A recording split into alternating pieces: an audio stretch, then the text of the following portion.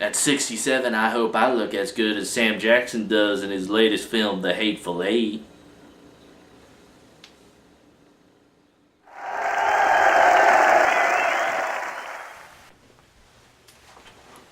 Right, so let's see the good things about Hateful Eight. Really, honestly, there's not a whole lot to when it comes to a Quentin Tarantino movie. I mean, the man speaks for himself. There's really nothing he can do wrong. I mean, he's just so good when it comes to writing a great script. He's so good at directing. I mean, the guy, he's a man who touches something and it turns to gold. That's the beauty of Quentin. I mean, whenever he comes out with a movie, it's just great to see. There's nothing he can't go wrong at all. I mean, especially when it comes to having a great cast like Sam Jackson, Kurt Russell, and Bruce Stern. I mean, you can't go wrong. Especially when you have Michael Madsen and Tim Roth in the same movie together. I mean, this is like the first time since Reservoir Dogs.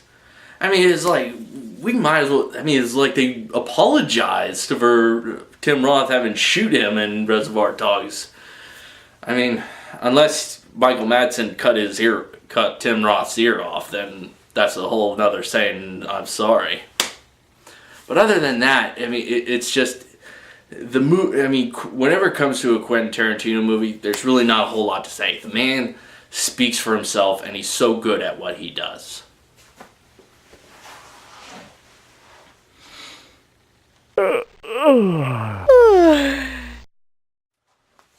The bad thing I find about this film is that it's a little on the long side of it. It's really almost 2 hours, almost 3 hours long, and it's just like, oh boy, gotta look at my phone again. I think, as much as I love Quentin's films, the film itself took a little on the long side of it. I mean, it just came from like introducing new characters, same structures.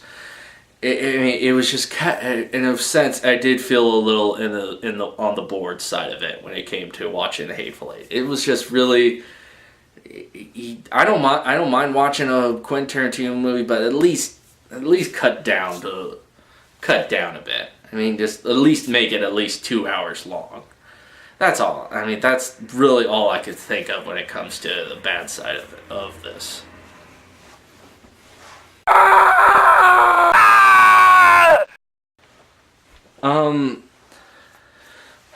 Let's see. The terrible I could find about this film is that, well, basically, it's the same storyline. It's the same Quentin doing the same non-linear story to making the whole Chapter 8, Chapter 9 structures. I mean, that was just kind of the annoying thing I find about it when it comes to Quentin Tarantino. He does the same, he makes such great movies, but yet he does the same structure that we've seen in his past films. He just doesn't do a whole lot of different.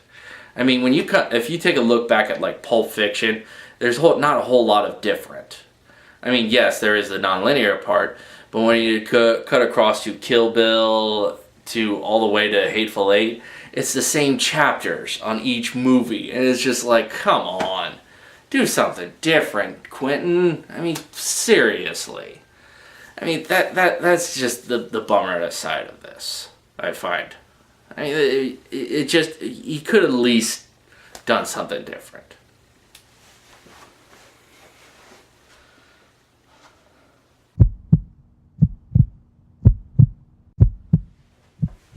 Alright, all in all, with the many flaws, those were just just a small gripe.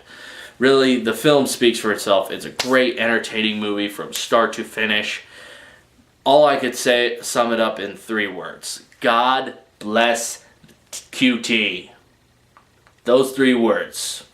I mean, if you're a fan, if you love Quentin Tarantino and his films, I would say see it for The Hateful Eight. If you're a newbie and haven't even seen a Quentin Tarantino movie, I would say see it for A Hateful Eight. In fact, take your mom. She might have a great time with it. But doubt it. Mostly just take your dad to it.